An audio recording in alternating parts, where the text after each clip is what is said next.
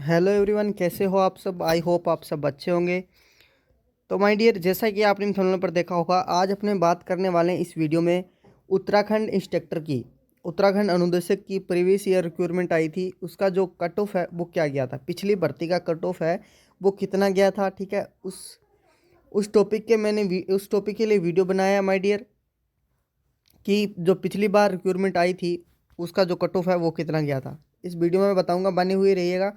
Channel पर पहली बार visit कर रहे हैं तो सब्सक्राइब जरूर कर लें यार, साथ ही बेल आइकन को प्रेस कर लें, क्योंकि इसी तरह अपडेट और कंटेंट ऑफिशियल ही हम अपने चैनल पर प्रोवाइड करवाते हैं। साथ ही वीडियो के डिस्क्रिप्शन में टेलीग्राम ग्रुप और व्हाट्सएप ग्रुप का लिंक आपके लिए उपलब्ध करवा दिया है, तो चलिए जाइए ज्वाइन हो जाए, क्योंकि सबसे पहले अपडेट हम अपने व्हाट्सएप ग्रुप में ही देते हैं। छोटी बड़ी न्यू नोटिफिकेशन आती है तो सबसे पहले व्हाट्सएप ग्रुप, फिर टेलीग्राम ग्रुप में, और फिर आपके लिए वीडियो प्रोवाइड की जाती है। तो मैं बात करूं एडवर्टाइज नंबर, तो 39 उत्तर प्रदेश, आप देख सकते हो 2021 के अंदर रिक्रूटमेंट आती है। किसके माय डियर? उत्तराखंड अधीनस्थ सेवा चयन आयोग की। तो इसके अंदर माय डियर ऑफिशियल ये डेट देख सकते हो, ओपनिंग डेट, और इसके मार्च में टेंटेटिव ये बताया था कि इसके अंदर मार्च के अंदर एग्जाम हुआ। इसके अंदर माय डियर मैं आपको एक बार पोस्ट के बारे में बताना चाहता हूँ कि अनुदेशक विद्युत की आई थी, अनुदेशक विद्युत। इसके बाद अलग अलग आई थी, जैसे कर्मशाला अनुदेशक इलेक्ट्रॉनिक्स। और आपको कहाँ ज्वाइनिंग मिलेगी?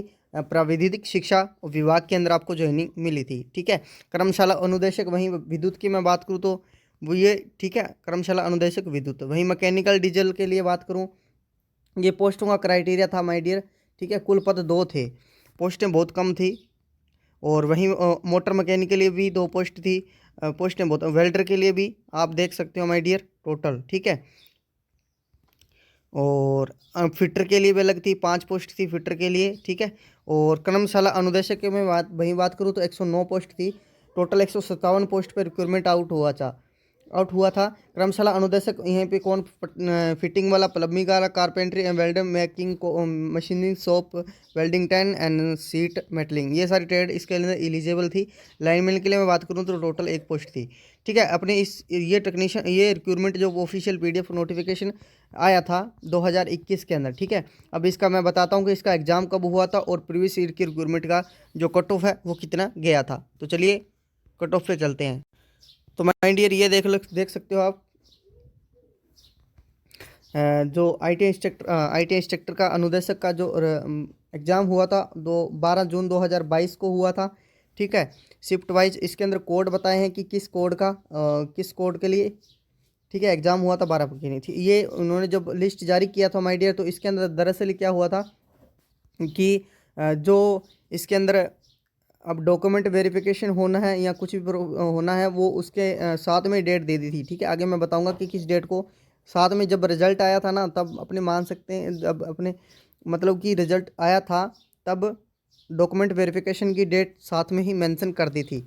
बताता हूँ आपको, ये देख सकते हो माय डियर आप डेट्स इनकी। जैसे कर्मशाला अनुदेशक शाखा 1 इलेक्ट्रिकल एंड इलेक्ट्रॉनिक्स का जो क्रमांक संख्या अभ्यर्थी 01 से 29 तक है, उनका डॉक्यूमेंट वेरिफिकेशन हुआ था 27/4/2023 को हुआ था। ठीक है, सबका ट्रेड का अलग अलग वाइज इन्होंने मेंशन किया था, देख सकते हो। अपनी रही बात जो कट ऑफ है वो कितनी गई, तो मैं आपको बता सकता हूँ। देखो कट ऑफ है इतनी, देखो पदनाम कर्मशाला अनुदेशक इलेक्ट्रिकल एंड इलेक्ट्रॉनिक्स के लिए मैं बात करूँ, जनरल कैटेगरी मेरिट के लिए, तो जनरल कैटेगरी के लिए 85 गई थी माय डियर। ठीक है, इस ट्रेड के लिए कर्मशाला अनुदेशक इंस्ट्रक्टर के इलेक्ट्रिकल एंड इलेक्ट्रॉनिक्स के लिए अनरिजर्व कैटेगरी के लिए मैं बात करूँ तो 85 नंबर रहा था।